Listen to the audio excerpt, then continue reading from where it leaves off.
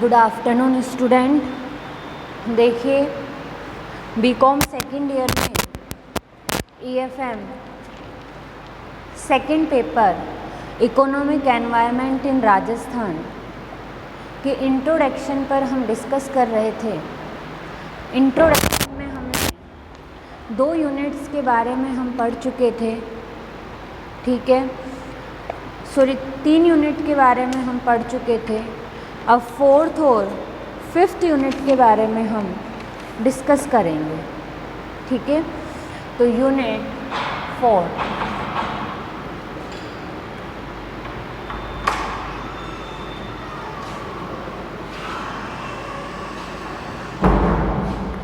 Unit 4, ठीक है।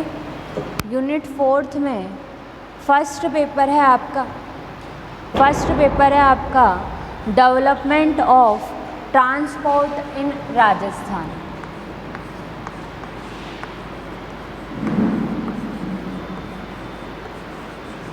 Development in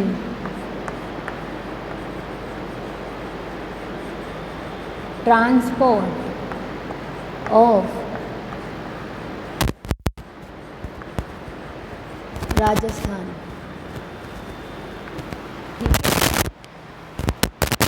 Rajasthan में परिवहन विकास, राजस्थान में परिवहन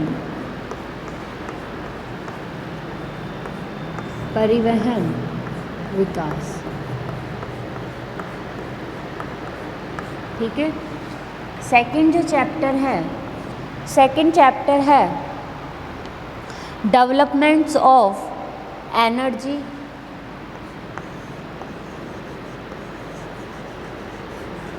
development of energy and power in Rajasthan. Power in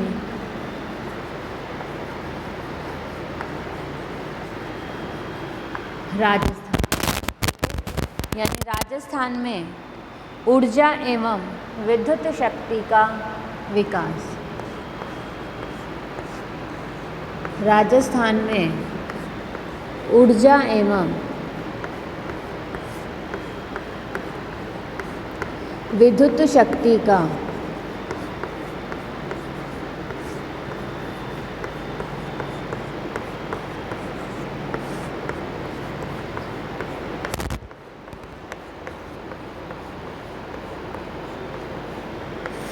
Vikas,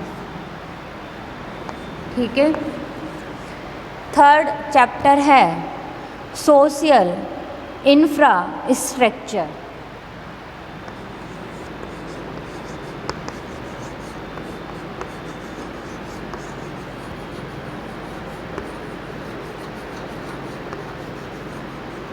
social infrastructure इसमें है हेल्थ एंड एजुकेशन।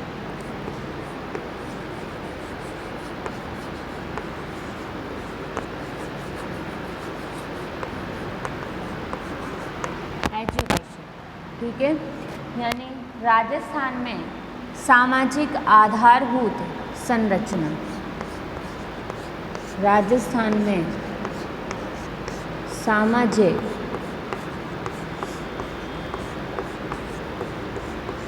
आधारभूत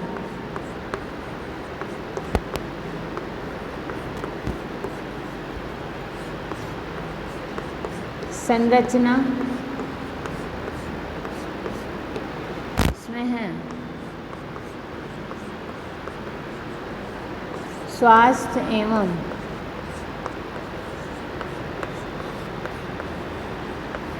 शिक्षा। नेक्स्ट चैप्टर है टूरिज्म डेवलपमेंट इन राजस्थान।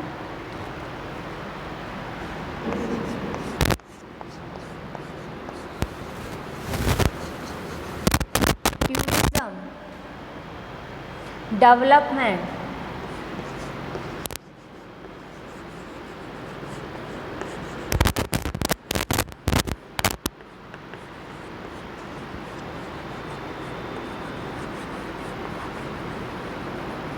इन राजस्थान, यानी राजस्थान में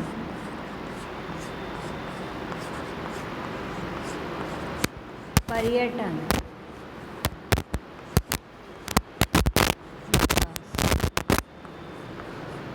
ठीक है। तो 4th यूनिट में हमारे 4 चैप्टर हैं, नोट डाउन कर लीजिए।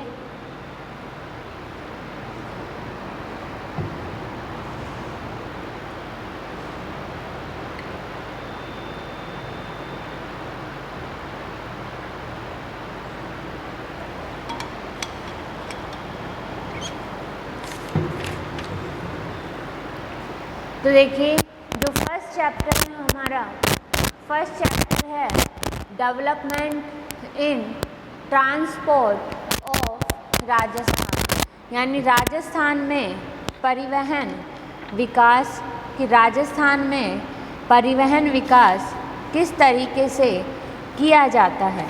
ठीक है, तो यदि हम राजस्थान की बात करें तो पहले क्या होता था, स्वतंत्रता से पहले, कि एक स्थान से दूसरे स्थान, एक क्षेत्र से दूसरे क्षेत्र में जाने के लिए ना ही तो सड़कों का निर्माण किया जाता था, ठीक है, ना ही रेल परिवहन मार्गों का निर्माण किया जाता था। ठीक है, तो जब स्वतंत्रता हमें मिली, ठीक है, जब हमें 1947 में स्वतंत्रता मिली भारत को, तो उस टाइम पे, ठीक है, स्वतंत्रता प्राप्ति के बाद कुछ रेल मार्गों का निर्माण किया गया, जैसे चूरू फतेहपुर रेल मार्ग, श्री गंगानगर हिंदूमन कोट रेल मार्ग, उदयपुर हिम्मतनगर रेल मार्ग, श्री गंगानगर दिल्ली रेल मार्ग। ठीक है, इन रेल मार्गों का क्या किया गया, निर्माण किया गया, ताकि एक राज्य से दूसरे राज्य में जाया जा सके और एक ज़िले से दूसरे ज़िले में जाया जा सके और कम से कम समय में कम दूरी तय करके जाया जा सके। ठीक है, तो राजस्थान में किसका विकास किया गया, परिवहन का विकास किया गया। परिवहन का विकास क्यों किया गया, अब ये भी एक क्वेश्चन आता है कि जो परिवहन का विकास किया गया, ये परिवहन का विकास क्यों किया गया, परिवहन का विकास करने का कारण क्या था। तो देखिए जो परिवहन का विकास किया गया वो देश में उद्योगों को बढ़ावा देने के लिए किया गया। ठीक है, जो गाँव के अंदर, ठीक है, जो किसानों के पास जो उत्पादन होता था, जिन फसलों का उत्पादन किया जाता था, तो उन फसलों को वो एक ही गाँव में नहीं रख सकते थे, उन फसलों का वो क्या करते थे, दूसरे क्षेत्र में, दूसरे शहर में भी उन फसलों को देते थे। ठीक है, तो जिसके लिए सड़क मार्ग और रेल मार्गों का निर्माण किया गया। उसके बाद नेक्स्ट है राजस्थान में ऊर्जा एवं विद्युत शक्ति का विकास, यानी development of energy power in Rajasthan, कि राजस्थान में ऊर्जा एवं विद्युत शक्ति का विकास क्यों किया गया। तो यदि कहीं पर भी कोई भी इंडस्ट्री को चालू करना है, ठीक है, या किसी भी देश की अर्थव्यवस्था को मजबूत करना है, किसी भी देश की अर्थव्यवस्था का आधारभूत ढांचा मजबूत करना है, तो उसमें जो विद्युत शक्ति है, ठीक है, या एनर्जी है या पावर है, ये क्या निभाती है, एक महत्वपूर्ण भूमिका निभाती है। कोई भी मशीन यदि चलानी है तो उस मशीन को चलाने के लिए क्या चाहिए, बिजली चाहिए। ठीक है, तो इसलिए राजस्थान में किसका विकास किया गया, ऊर्जा एवं विद्युत शक्ति का विकास किया गया। और इसके लिए ऊर्जा एवं विद्युत शक्ति के विकास के लिए कुछ परियोजनाएं चलाई गई, जैसे कोटा थर्मल विद्युत संयंत्र, कोटा थर्मल पावर संयंत्र। ठीक है, जैसे कोटा थर्मल विद्युत संयंत्र, कोटा थर्मल विद्युत संयंत्र और कोटा थर्मल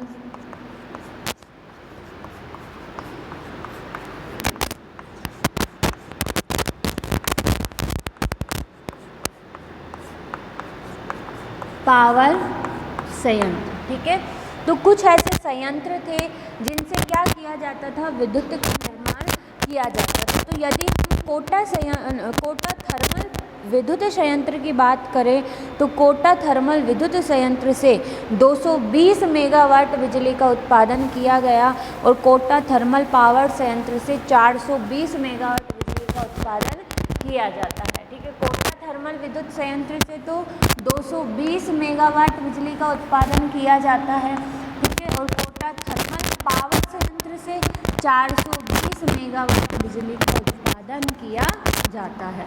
ठीक है, बिजली का उत्पादन करने के लिए क्या बनाए गए, कुछ परियोजनाएं बनाई गई।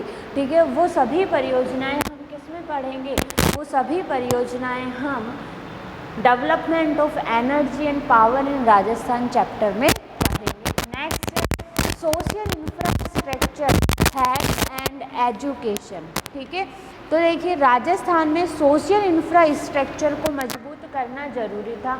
और सोशल इंफ्रास्ट्रक्चर कैसे मजबूत होगा, जब वहाँ के लोगों को, राजस्थान के लोगों की हेल्थ क्या रहेगी, अच्छी रहेगी, कोई भी कुपोषण का शिकार नहीं होगा।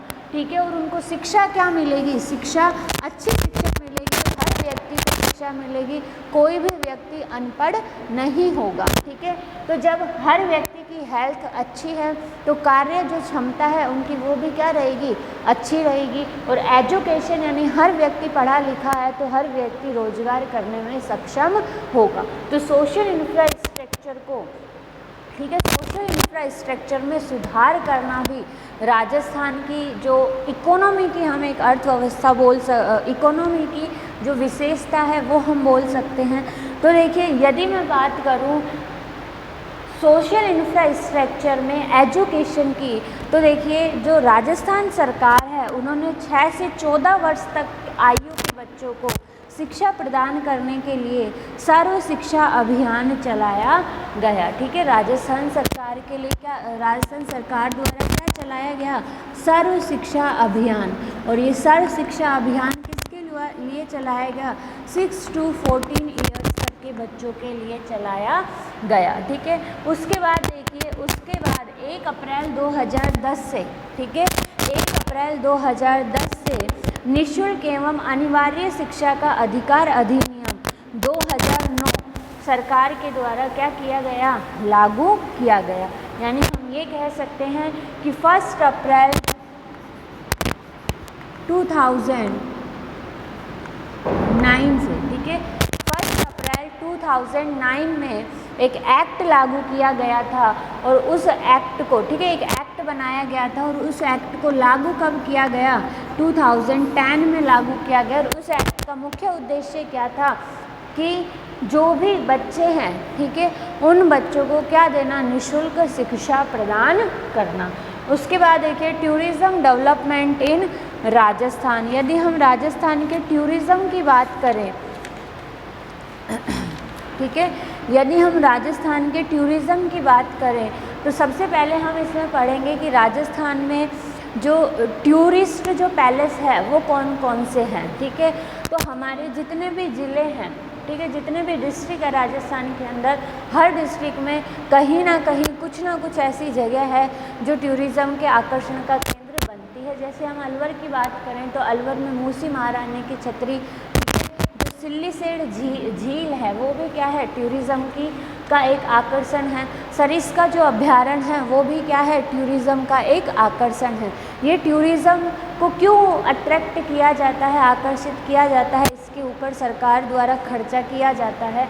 ये इसलिए किया जाता है ताकि जब टूरिस्ट हमारे देश में आएंगे, हमारे ज़िले में आएंगे, हमारे स्टेट में आएंगे, तो उससे क्या होगा, उससे जो हमारे वहाँ के जो लोग हैं, जैसे अलवर के जो लोग हैं, तो अलवर के लोगों को क्या मिलेगा, रोजगार मिलेगा। ठीक है, तो जैसे हम बात करें भरतपुर की बात करें तो भरतपुर में क्या है, घना पक्षी अभ्यारण्य है घूमने के लिए। हम बीकानेर की बात करें तो बीकानेर में जैसे चंद्र महल है, फूल महल है, कर्ण महल है, शीर्ष महल है। ठीक है, बूंदी की यदि हम बात करें तो बूंदी में भी क्या है, जो 84 स्तंभों की छतरी है। ठीक है, जैत सागर है। जयपुर आमेर की बात करें तो जयपुर आमेर में गलता जी है। ठीक है, जयगढ़ का दुर्ग है। ठीक है, आमेर का दुर्ग है। ठीक है, ये सारी चीज़ें जयपुर में क्या है, जयपुर में एक आकर्षण का केंद्र बनती है।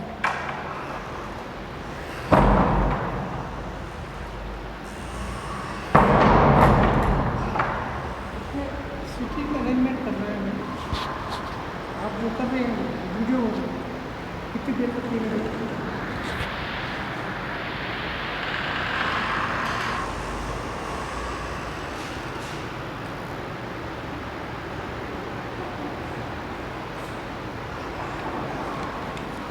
है। इसी तरह यदि हम उदयपुर की बात करें तो उदयपुर क्या है, उदयपुर को झीलों की नगरी कहा जाता है। और उदयपुर यदि हम सीकर की बात करें तो सीकर में माउंट आबू जो स्थान है वो भी पर्यटन के आकर्षण का केंद्र बनती है, पर्यटक घूमने आते हैं। ठीक है, तो इस तरह से हमारे राजस्थान में कौन कौन से पर्यटन के स्थल है ये हम पढ़ेंगे। पर्यटन का विकास क्यों करना चाहिए, राजस्थान में पर्यटन के विकास का क्या कारण है, तो वो कारण हम पढ़ेंगे। यदि जो पर्यटन का विकास किया जाएगा उस पर्यटन के विकास से लोगों को क्या प्रॉफिट होगा, ठीक है, वहाँ के लोगों को क्या प्रॉफिट होगा उसके बारे में हम इस चैप्टर में पढ़ेंगे।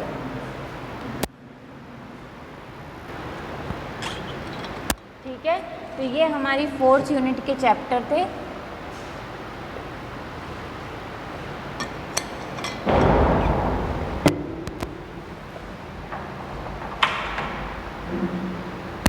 अब देखिए, अब हम 5th यूनिट पढ़ेंगे। 5th यूनिट में कौन कौन से चैप्टर हैं।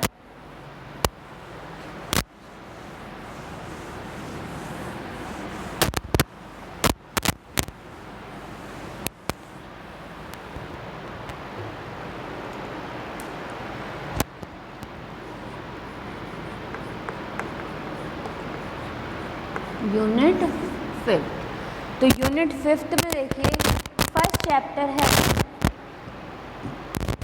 Industrial development in Rajasthan.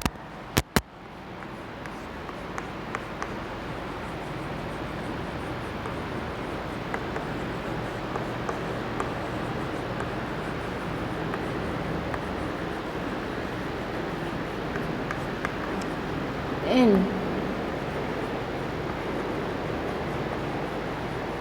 Rajasthan Rajasthan में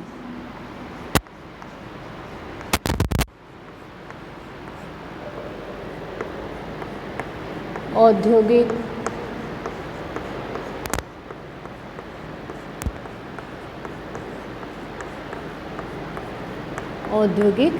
विकास। ठीक है, सेकंड जो चैप्टर है, सेकंड चैप्टर है development of cottage and small industries in Rajasthan. Development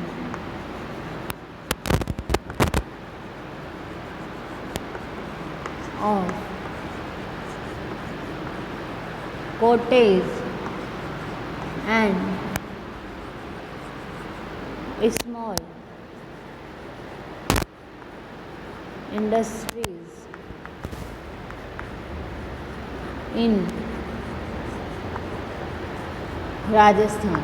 ठीक है, यानी राजस्थान में लघु व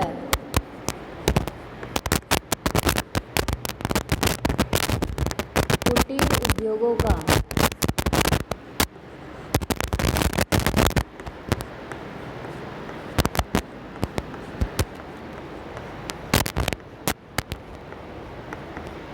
विकास। ठीक है, थर्ड जो चैप्टर है, थर्ड चैप्टर है इंडस्ट्रियल पॉलिसीज इन राजस्थान। ठीक है, इंडस्ट्रियल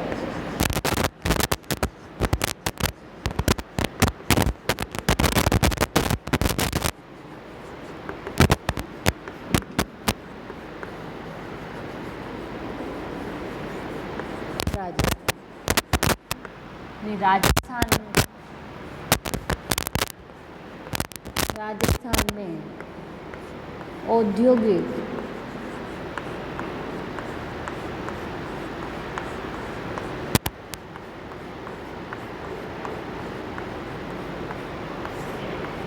नीति।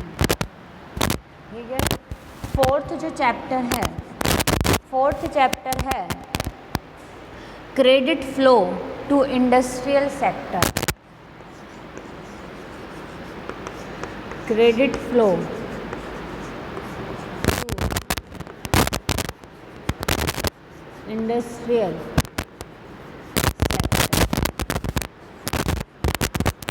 सेक्टर, औद्योगिक क्षेत्र में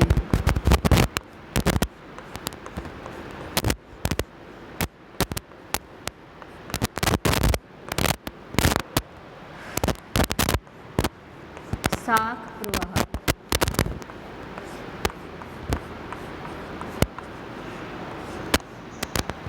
ठीक है, फिफ्थ चैप्टर है रूरल फाइनेंस।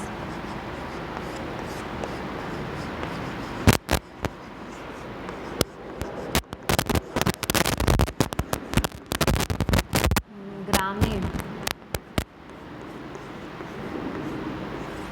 वित्त।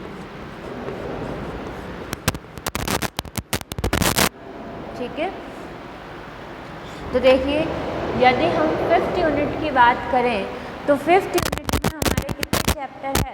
फिफ्थ यूनिट में हमारे फिफ्थ ही चैप्टर है। ठीक है, यदि फर्स्ट चैप्टर की बात करें तो फर्स्ट चैप्टर क्या है? इंडस्ट्रियल डेवलपमेंट इन राजस्थान, कि राजस्थान में किस तरह से इंडस्ट्री का डेवलपमेंट किया जाए। ठीक है, फर्स्ट चैप्टर क्या है? Industrial development in Rajasthan. तो राजस्थान में किस तरीके से इंडस्ट्री का डेवलपमेंट किया जाए, कौन सी इंडस्ट्री राजस्थान में शुरू की जाए। तो जैसे कपड़ा मिलें राजस्थान में शुरू की गई। ठीक है, उसी के साथ साथ चीनी उद्योग राजस्थान में शुरू किया गया, वनस्पति तेल उद्योग, मीले उद्योग। ठीक है, इसी तरह जो इंजीनियरिंग जो उद्योग है, तो इंजीनियरिंग उद्योग में या रासायनिक जो उद्योग है, खनिज आधारित जो उद्योग है, जैसे सीमेंट उद्योग की बात करें, अभ्रक की ईंटों की बात करें, संगमरमर की बात करें, ठीक है, जिप्सम उद्योग की बात करें। ठीक है, तो ये सारी जो इंडस्ट्री है, ये सारी इंडस्ट्री कहाँ शुरू की गई? ये सारी इंडस्ट्री राजस्थान में शुरू की गई, ताकि क्या हो? राजस्थान में औद्योगिक विकास हो। क्यों? क्योंकि राजस्थान पहले क्या था? औद्योगिक दृष्टि से पिछड़ा हुआ था, जिससे कि जब राजस्थान में उद्योग ही नहीं थे, ठीक है, जब राजस्थान में उद्योग ही नहीं होंगे तो राजस्थान के लोगों को रोज़गार भी नहीं मिलेगा। तो जैसे जैसे उद्योगों की स्थापना होती गई राजस्थान में, वैसे वैसे लोगों को रोज़गार मिलता गया और वैसे वैसे बेरोजगारी और गरीबी की समाप्ति होती गई। उसके बाद देखिए नेक्स्ट जो चैप्टर है लघु एवं कुटीर उद्योगों का विकास। ठीक है, नेक्स्ट चैप्टर क्या है? नेक्स्ट चैप्टर है लघु एवं कुटीर उद्योगों का विकास। यदि हम बात करें कुटीर उद्योगों की, ठीक है, यहाँ पे हमें क्या पढ़ना है? लघु व कुटीर उद्योग पढ़ना है। तो यहाँ पर यदि हम बात करें कुटीर उद्योगों की, तो कुटीर उद्योग क्या होते हैं? कुटीर उद्योग ऐसे उद्योग होते हैं जो कहाँ खोले जाते हैं? जो अपने घर में खोले जा रहे हैं। ठीक है, कोई जगह खरीद कर कुटीर उद्योग नहीं खोले जा रहे। क्या खोले जा रहे हैं? कि अपने ही घर में कोई छोटा मोटा काम शुरू कर लिया तो वो क्या कहलाएगा? वो कुटीर उद्योग कहलाएगा। यदि हम लघु उद्योगों की बात करें तो लघु उद्योग क्या होते हैं? लघु उद्योग ऐसे उद्योग होते हैं जिनमें मशीनों पर, ठीक है, यानी जिनमें इन्वेस्टमेंट, जो इनिशियल इन्वेस्टमेंट होता है वो कितना होना चाहिए? 60 लाख। ठीक है, इनिशियल इन्वेस्टमेंट कितना होना चाहिए? 60 लाख होना चाहिए। तो वो किस श्रेणी में आ जाएगा? लघु श्रेणी में आ जाएगा। कुटीर उद्योग क्या होते हैं? ऐसे उद्योग जो घर में खोले जाते हैं, ठीक है, और बाहर से भी, ठीक है, बाहर से भी उन उद्योगों के लिए लेबर को बुलाया जा सकता है। एक होते हैं सूक्ष्म उद्योग यानी माइनर इंडस्ट्री, तो वो क्या होती है? ऐसे उद्योग जो खोले तो घर में जा रहे हैं लेकिन वहाँ से बाहर के लेबर को नहीं बुलाया जाता है, घर के सदस्य ही क्या करते हैं? उसमें काम करते हैं। तो राजस्थान में किसका विकास करना? लघु एवं कुटीर उद्योग का विकास करना। तो यदि राजस्थान में लघु एवं कुटीर उद्योगों का विकास होगा तो उससे क्या होगा कि गाँव में जो औद्योगिक जो पिछड़ापन है गाँव के अंदर, वो औद्योगिक पिछड़ापन क्या हो जाएगा? समाप्त हो जाएगा। ठीक है, और हर व्यक्ति क्या कर सकता है? फिर हर व्यक्ति जो अपना बिजनेस करना चाहता है वो अपना बिजनेस कर सकता है। तो ठीक है, उसमें बाद में लिखा रूरल फाइनेंस। ठीक है, तो देखिए यदि मैं बात करूं लघु एवं कुटीर उद्योगों की, ठीक है, तो लघु एवं कुटीर उद्योगों को जो वित्त की जो व्यवस्था कराई जाती है, फाइनेंस की जो व्यवस्था कराई जाती है, वो किसके द्वारा की जाती है? वो जितने भी कोऑपरेटिव कमेटीज़ होती है, रूरल डेवलपमेंट बैंक होते हैं, उन बैंकों के द्वारा लघु एवं कुटीर उद्योग जो खोलना चाहते हैं उनको वित्त की व्यवस्था कराई जाती है। उसके बाद है इंडस्ट्रियल पॉलिसी इन राजस्थान। यदि हम राजस्थान में इंडस्ट्रियल पॉलिसी की बात करें कि राजस्थान में कौन कौन सी इंडस्ट्रियल पॉलिसी बनाई गई, तो राजस्थान में जो फर्स्ट जो इंडस्ट्रियल पॉलिसी बनाई गई थी वो कब बनाई गई थी? 1978 में, और किसके द्वारा? भैरव सिंह शेखावत सरकार के टाइम पे बनाई गई थी। ठीक है, यदि राजस्थान की इंडस्ट्रियल पॉलिसी की बात करें तो फर्स्ट इंडस्ट्रियल पॉलिसी कब बनाई गई? 24 जून 1978 को। ठीक है, और किसके द्वारा बनाई गई?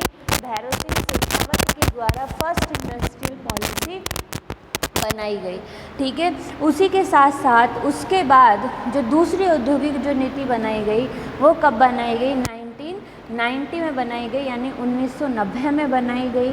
ठीक है, और जो तीसरी जो वर्तमान में जो औद्योगिक नीति चल रही है जिसे न्यू इंडस्ट्रियल पॉलिसी कहा जाता है, वो न्यू इंडस्ट्रियल पॉलिसी कौन सी है? 1994। ठीक है, उसके बाद जो इंडस्ट्रियल पॉलिसी बनाई गई वो कब बनाई गई? 1998 को। तो अब जो प्रेजेंट में जो इंडस्ट्रियल पॉलिसी चल रही है वो कौन सी चल रही है?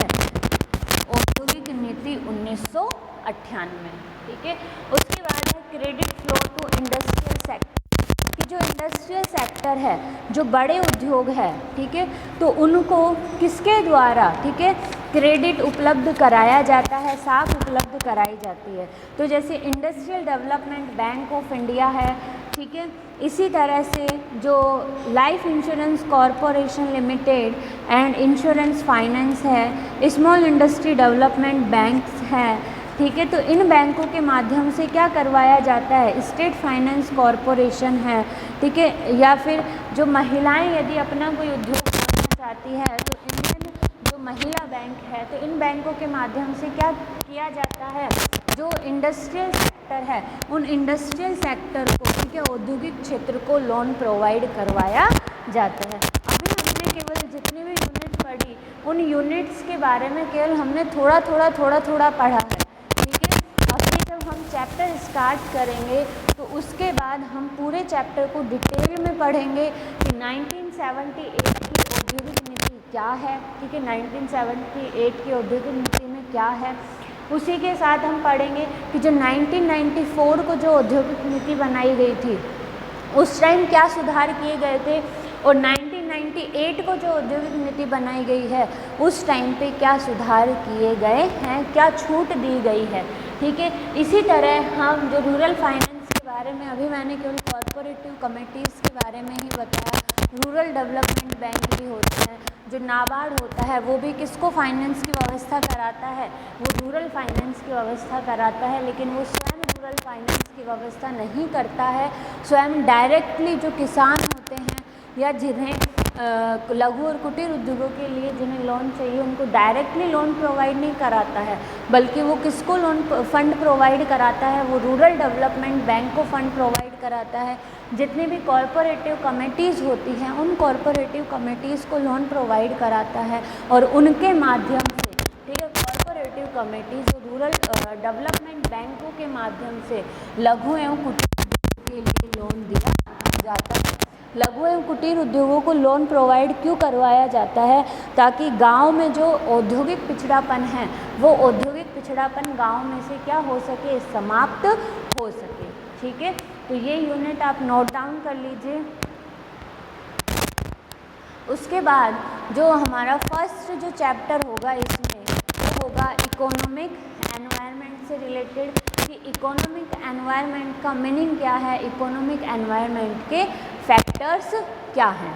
ठीक है, उसके बारे में हम डिस्कस करेंगे। यानी जो यूनिट फर्स्ट है, ठीक है, जो यूनिट फर्स्ट है उस यूनिट फर्स्ट से हम जो EFM का फर्स्ट पेपर है उस पर डिस्कस करेंगे।